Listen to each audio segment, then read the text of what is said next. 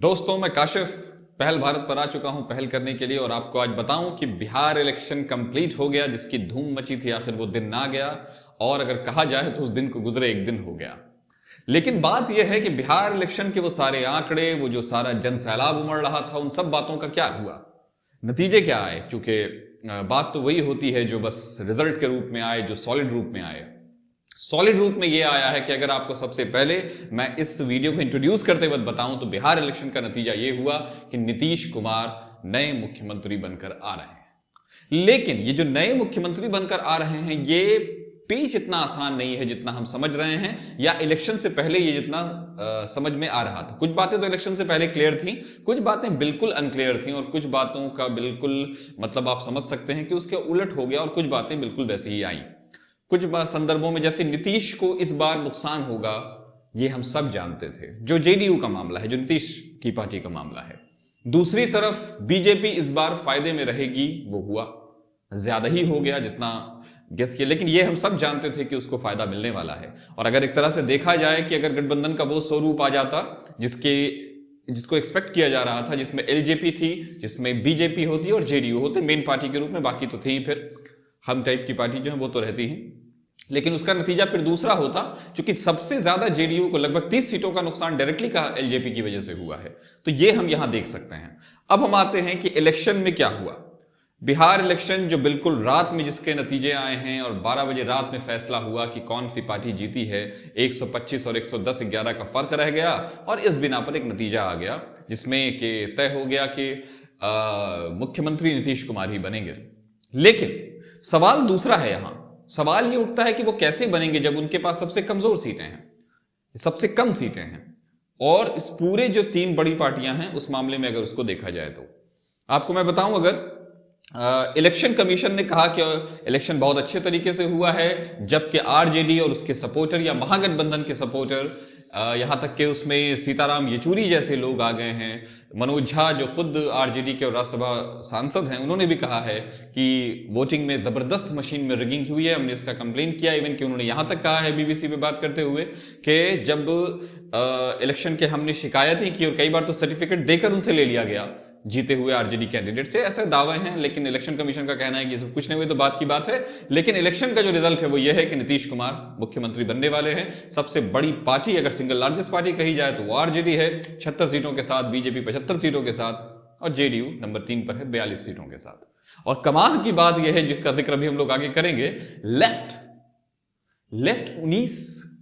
17 सीटों पर है। लेफ्ट जहां पर वो 29 सीटों पे लड़ रही थी सारी पार्टी मिलकर, सीपीआई, सीपीआईएमएल जैसी और जो लेफ्ट की पार्टियां, वो सब मिलकर उन्होंने 29 सीटों पे इलेक्शन लड़ा था। 17 जीत गई, जिसमें सीपीआईएमएल ने अकेले 19 में से 12 सीटें जीती हैं। ये कमाल का आप देख सकते हैं बैक है, कमाल का आना है और जबरदस्त वापसी है, वेलकम किया है लेफ्ट की। तो ये जो राजनीति, जो लोग कहते थे कि बस राजनीति दो ही, कम्युनिस्ट राजनीति या लेफ्ट की राजनीति भारत में दो ही जगह बच गई है, एक केरल और एक जेएनयू, ये जो मजाक उड़ाया जाता था ये अब खत्म हो गया है।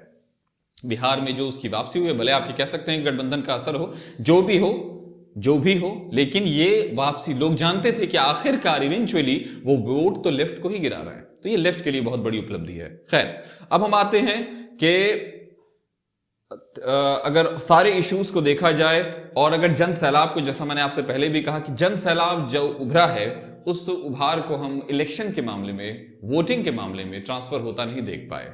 और अगर देखा जाए तो जिस तरह का जन सैलाब, तो स्ट्राइक रेट अगर आप मिलाएंगे तो लगभग वही है जैसे कि अगर हम जोड़ते हैं कि पहले भी वैसे ही जन सैलाब होते थे सारे बड़े नेताओं को। वो तो नेताओं का अपना करिश्मा होता है, वो तो अलग बात है, लेकिन जो करिश्मा यहां पर हमने देखा वो ये था कि वोटिंग के मामले में बिल्कुल पासा बहुत जगहों पर, ऐसी जगहों पर पलट गया। और मैं आपको कुछ न्यूज और बता दूं कि जहां जहां जिनका बहुत मतलब जिसको आप समझ सकते हैं, जो दिखा एक तरह का विरोध, जैसे कहीं नीतीश पर प्यास फेंका गया, जहां कांग्रेस वालों पर या आरजेडी पर चप्पल एक जगह फेंका गया तेजस्वी पर, वहां कांग्रेस जीत गई और वहां जेडीयू जीत गई।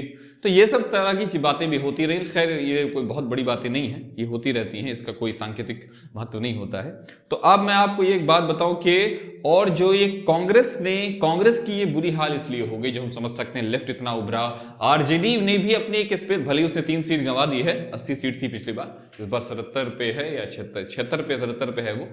तो इस बार आप समझ सकते हैं कि वो उसने अपना कहीं ना कहीं ये एक खास किस्म का जो उसका ये रहा है कि भाई आरजेडी ने गंवा दिया, उन 77 सीट में से उसने 3 सीटें अपनी गंवा दी हैं पूरी तरह से। और आप जानते हैं ऐसा कि लेकिन आपको ये समझना होगा वोट परसेंटेज में उसके बहुत इजाफा है। अगर मैं आपको बताऊं कि आरजेडी को पिछले बार जब 2015 में, जिसमें जेडीयू भी थी, उसमें वो लोग जब इलेक्शन लड़ रहे थे तो 18.4% वोट आया था। इस बार 23.5% वोट है, लेकिन सीट्स में कमी है। 3 सीट इस बार आरजेडी को कम आए। उसके बाद हम आते हैं कांग्रेस का जो बंटाधार हुआ है, और कांग्रेस की वजह से जो 70 सीटों में आप 19 सीटें जीत पाई, यानी कि आप देख सकते हैं कि 51 सीटें कांग्रेस ने गंवा दी, एक हाथ से गंवा दी, जिसका सीधा खामियाजा महागठबंधन को झेलना पड़ा। उसके बाद मैं आपको बताऊं अगर कि कांग्रेस को पिछले बार कांग्रेस ने 40 में से 27 सीटें जीती थी, लेकिन उसमें जेडीयू भी था, ये हम लोगों को याद रखना चाहिए। इस बार कांग्रेस ने 70 में से 19 सीटें जीती हैं, तो ये हैरत की बात है। वोटिंग परसेंटेज का अगर मामला हो तो इस बार वोटिंग परसेंटेज कांग्रेस का बढ़ा है, 9.4% हुआ है, लेकिन वो सीट में तब्दील नहीं हो पाया, वो विधानसभा की सीटों में तब्दील नहीं हो पाया। अब मैं आपको बताऊं यही मामला जेडीयू का। जेडीयू को पिछली बार जो वोट आया था, वोट परसेंटेज आया था, वो भी ज्यादा था, सीट्स भी ज्यादा थी। इस बार आप देखेंगे अगर कि इस बार जो जेडीयू को आया है 15% जेडीयू को वोट मिला है, 15 पॉइंट कुछ परसेंट है। और अगर आप देखेंगे तो सीट में तो उसके गजब की कमी आई है, 71 से 42 हो गए हैं वो।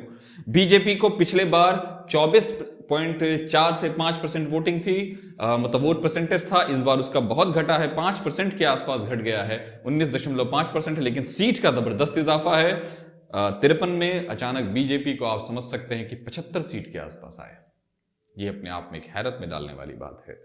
इस बार जो, जैसा कि मैंने आपसे लेफ्ट के बारे में पहले ही बता दिया कि लेफ्ट ने कितने अच्छे तरीके से और कितने शानदार ढंग से अपनी वापसी की है, यह काबिल तारीफ है। यानी ये बिहार की जनता ने लेफ्ट को एक्सेप्ट किया है, ये अपने आप में लेफ्ट वालों के लिए, जैसा मैंने आपसे पहले भी कहा, एक काबिल तारीफ बात है।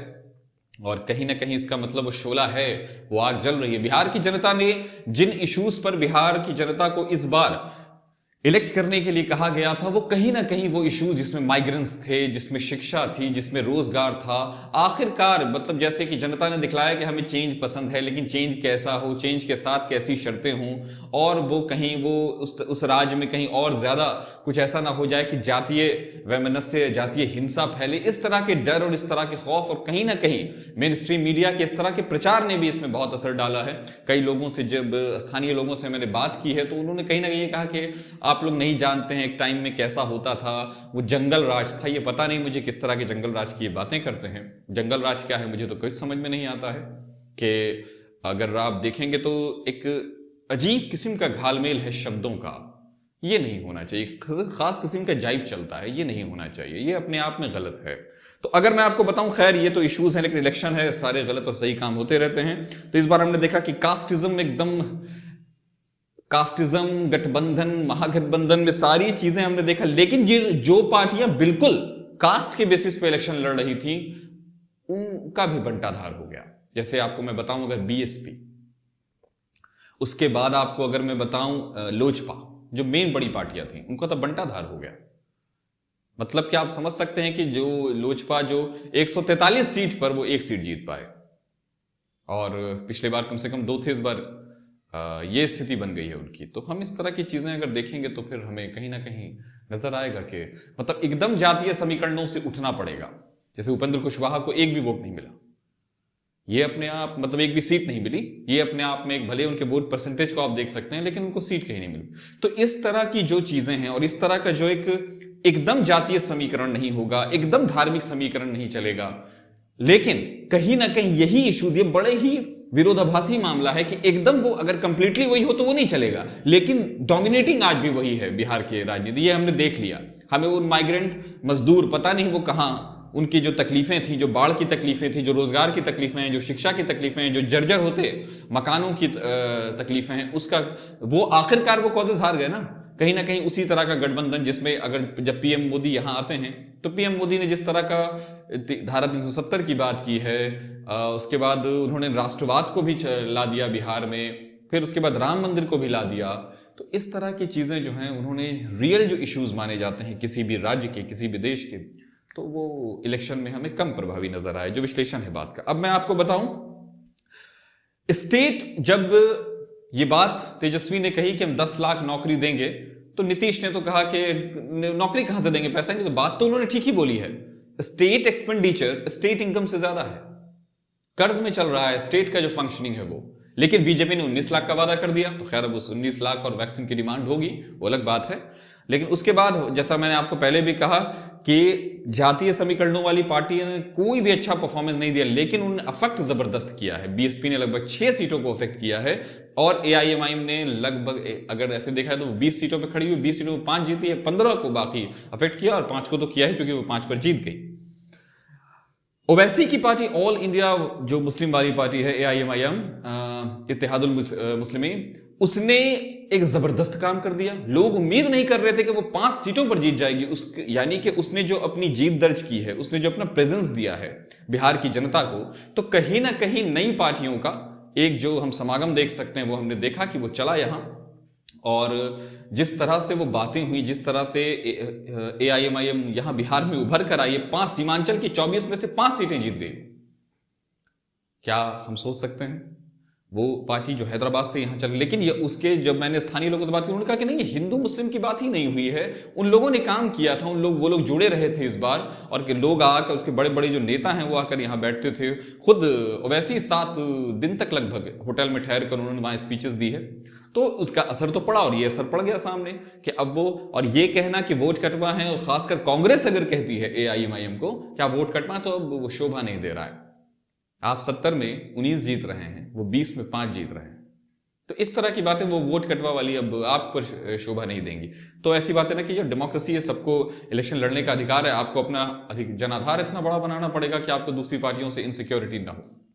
अब हम आते हैं कुछ एमएलएस के रिकॉर्ड्स पर, जो गरीब गुरबा इस तरह की बातें करने वाले। आपको मैं बताऊं कि 42% जो एमएलएस हैं उन पर क्रिमिनल चार्जेस हैं इस बार, और ये 42% करोड़पति।